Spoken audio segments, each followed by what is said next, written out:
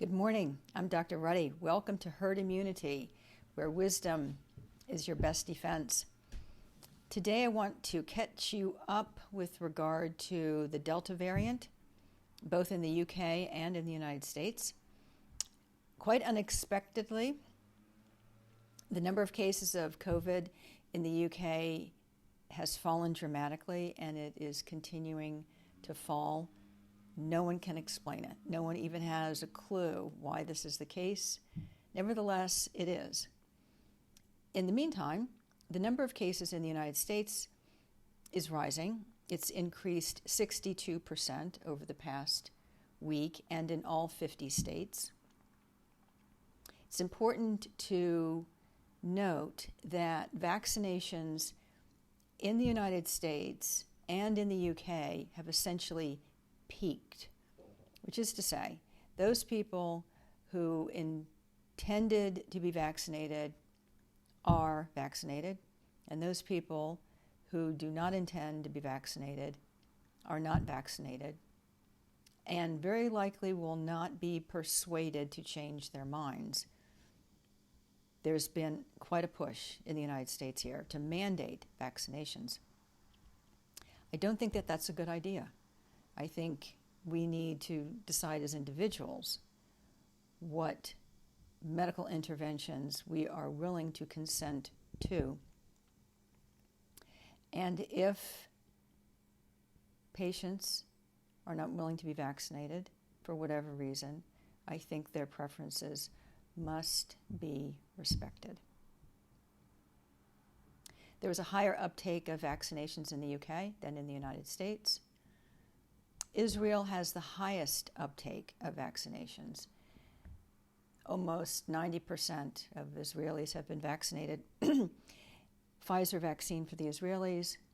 They were told, it was advertised that the Pfizer vaccine was 95% effective in preventing COVID.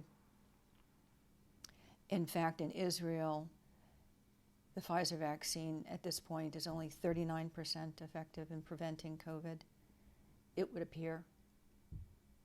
The question is, how did you go from 95 to 34? So those numbers are not remotely close. They're not even on the same side of the 50-yard line. I can imagine that the leaders in Israel, not to mention the citizens of Israel, have that as a question. We were told 95, and now we're looking at somewhere in the 30s. Somebody needs to explain that to us, please. Has the vaccine failed? If so, why has the vaccine failed? And if the vaccine has not failed, in other words, this is not vaccine breakthrough, is this a case of antibody-dependent enhancement? I've discussed that in previous videos. A situation in which the antibodies that you make against the SARS-CoV-2 virus, which you would expect would defend you, have become traitors, and they no longer defend you. As a matter of fact, they're working against you. In the United States, the projections for the number of new cases of Delta in the next month are said to be as high as 600,000 per week. I would caution any estimates of future projections with regard to Delta COVID. Remember, the UK Ministry of Health suggested that they would have 100,000 new cases a day, and they're down to under 20,000, and nobody knows why. So caution predicting what Delta is going to do here. Again, let's return to the issue of mandatory vaccinations. I do not think this is a good idea. Not in the United States, okay? Not in this country. If you happen to be or know of someone who does not wish to be vaccinated, my recommendation is that you consult with a physician who will have an extensive conversation with you, provide you with the information that you need for informed consent.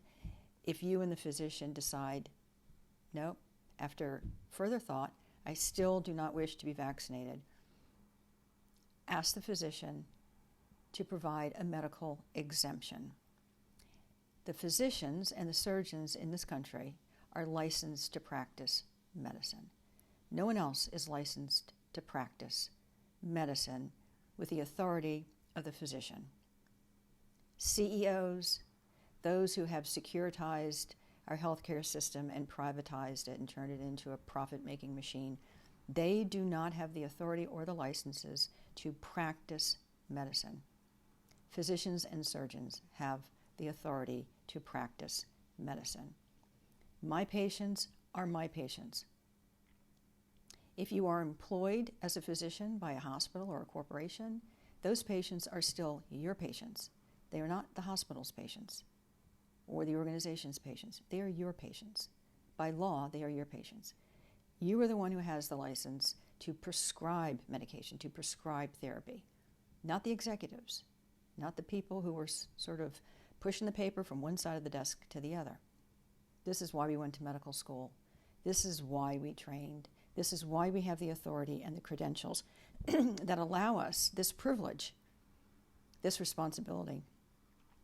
If, for instance, in my practice, I had a patient who did not want to be vaccinated, and we had an extensive discussion about the risks and benefits of vaccination, and she said, "I do not wish to be vaccinated," I'm in a position to write a letter, a medical exemption. This patient, after informed consent with me and consultation, does not wish to be vaccinated. She's now exempt from vaccination based on my authority.